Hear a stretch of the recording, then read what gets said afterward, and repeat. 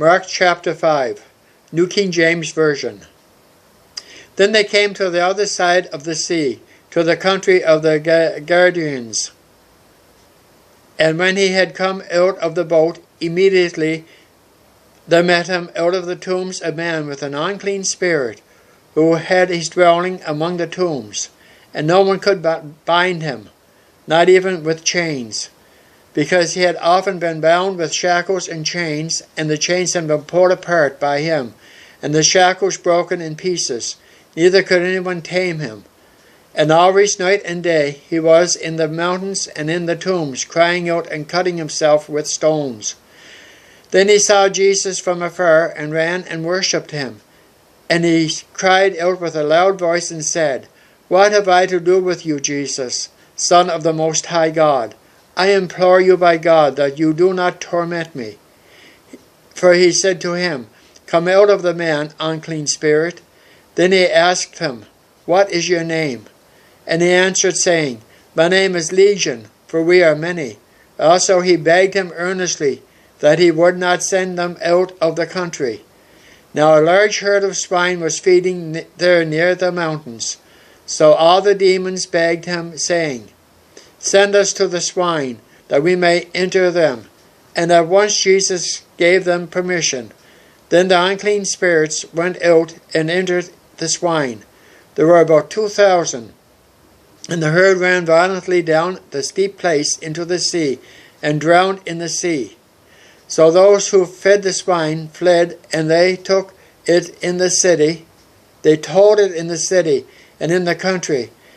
And they went out to see what it was that had happened. Then they came to Jesus and saw the one who had been demon-possessed and had the legion sitting and clothed in his right mind. And they were afraid.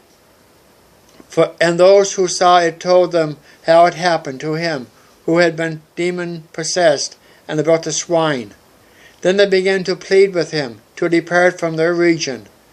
And when he got into the boat, he who had the demon-possessed begged him that he might be with him. However, Jesus did not permit him, but said to him, Go home to your friends and tell them what great things the Lord has done for you, and how he has had compassion on you. And he departed and began to proclaim to Decapolis that Jesus had done for him.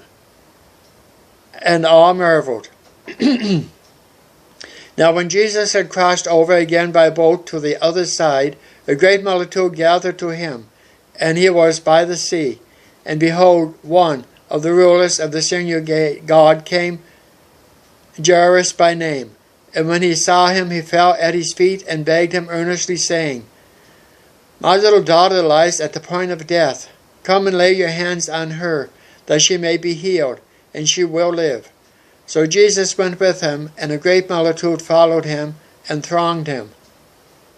Now a certain woman had a flow of blood for 12 years, and had suffered many things from many physicians.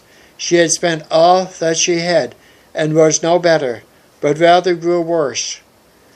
Then she heard about Jesus, and came behind him in the crowd, and touched his garment. For she said, If only I may touch his clothes, I shall be made well. Immediately the fountain of her blood was dried up, and she felt in her body that she was healed of the affliction. And Jesus, immediately knowing in himself that power had gone out of him, turned around in the crowd and said, Who touched my clothes? But the disciples said to him, You see the multitude thronging you, and you say, Who touched me? And he looked around to see her who had done this thing. But the woman, fearing and trembling, knowing what had happened to her, came and fell down before him, and told him the whole truth. And he said to her, Daughter, your faith has made you well. Go in peace, and be healed of your affliction. While he was still speaking, some came from the ruler of the synagogue's house, who said, Your daughter is dead. Why trouble the teacher any further? As soon as Jesus heard the words that were spoken, he said to the ruler of the synagogue, Do not be afraid, only believe. And he permitted no one to follow him except Peter, James, and John, the brother of James. Then he came to the house of the ruler of the synagogue, and saw a tumult, and those who wept and wailed loudly. When he came in, he said to them, Why make this commotion and weep? The child is not dead, but sleeping. And they ridiculed him. When he had put them all outside, he took the father and the mother of the child and those who were with him, and entered where the child was lying. Then he took the child by the hand and said to her, Talitha cumi, which is translated, Little girl, I say to you, arise. And immediately the girl arose and walked, for she was 12 years of age. And they were overcome with great amazement. But he commanded them strictly that no one should know it, and said that something should be given her to eat.